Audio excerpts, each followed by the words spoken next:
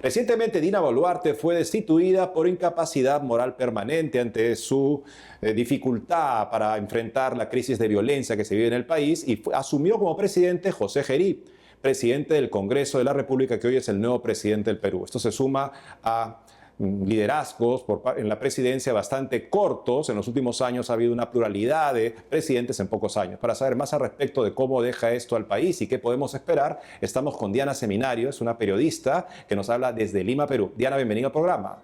Hola, ¿qué tal? Gracias.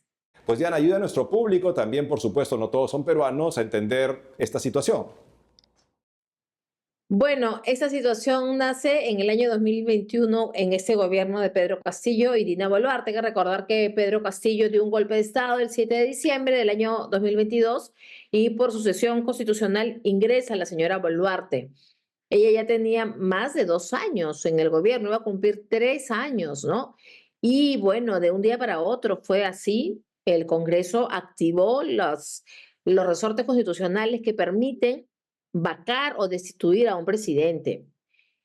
Hay que decir que esto se da en el contexto de la inseguridad ciudadana, ¿no? Entonces, claro, había habido un paro de transportes, ella había tenido desafortunadas declaraciones, afirmaciones, y luego viene lo que hemos visto es que un concierto en el círculo militar, en un local militar de esparcimiento, son abaleados los cantantes del grupo Armonía Agua Marina y les disparan desde fuera hacia adentro en el propio escenario. Entonces, eso fue lo que gatilló esta crisis que el día jueves empezó con el pedido de vacancias, se lograron los votos y usted se preguntará por qué fue tan rápido, porque según el reglamento bastaban 104 votos que los tenían, 104 votos para hacer que la presidenta vaya el mismo día al Congreso para hacer su defensa. Ella decidió no ir. Y entonces todo se cayó y la vacaron la madrugada del viernes. Y ahora, ¿qué nos espera? Hay que aclarar aquí y hay que decirlo que si José Gerí es presidente de la República, es por sucesión constitucional también.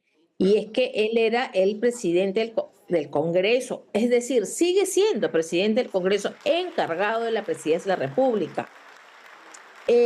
Porque Dina Boluarte era la primera vicepresidenta de Pedro Castillo y ya no había otro vicepresidente. Entonces, la Constitución del Perú dice que cuando se vaca al presidente o se le destituye o este muere, la primera opción es el vicepresidente. Esta carta ya se usó. La vacaron a Dina Boluarte y la siguiente carta es presidencia del Congreso. Ya ahorita todo queda en manos del Congreso. Entonces, esa es la sucesión constitucional. Que guste o no guste Pedro Castillo, José Gerí, es otra cosa. Esa es otra discusión. Pero constitucionalmente esa es la sucesión constitucional. Entonces, ahí él tiene toda la legalidad, ¿no? Y ahora hablamos, claro, de una situación en la que la legalidad está cumplida, pero la legitimidad, o sea, hablamos de, por supuesto, la popularidad de la presidenta estaba por los suelos, un 3% creo, y el señor Gerí, bueno, con el Congreso no tiene algo mucho mejor. O sea, ¿cómo va a poder enfrentar él en esa situación políticamente debilitada, hay que decirlo, esta crisis de seguridad, sobre todo que golpea a la población sometida a chantajes, a presiones por parte de criminales que les cobran cupos simplemente para poder trabajar? Bueno, yo creo que la presidenta Boluarte ha sido vacada efectivamente por no. Ahora, el no saber gobernar no es una incapacidad moral, pero yo digo, ¿no? El que está en un cargo sin estar preparado ni tenerla para hacerlo es también una inmoralidad. Pero en fin, esa también es otra discusión, pero yo creo que ahora el presidente Gerí tiene que poner prioridad en el tema de la inseguridad, nombrando un gabinete que se aboque a eso y también pues un ministro del Interior que esté a la altura de las circunstancias actuales, ¿no? Y para eso se requiere de mucha decisión, voluntad y también se requiere de tener en el Congreso los apoyos necesarios, ¿no? Va a haber una marcha el día miércoles donde se pide muchas cosas, ¿no? Entre ellas otra vez la salida de Gerí, otra vez inestabilidad. Y esperamos que esa marcha el día miércoles se dé pero sobre todo si se da, que se dé en paz.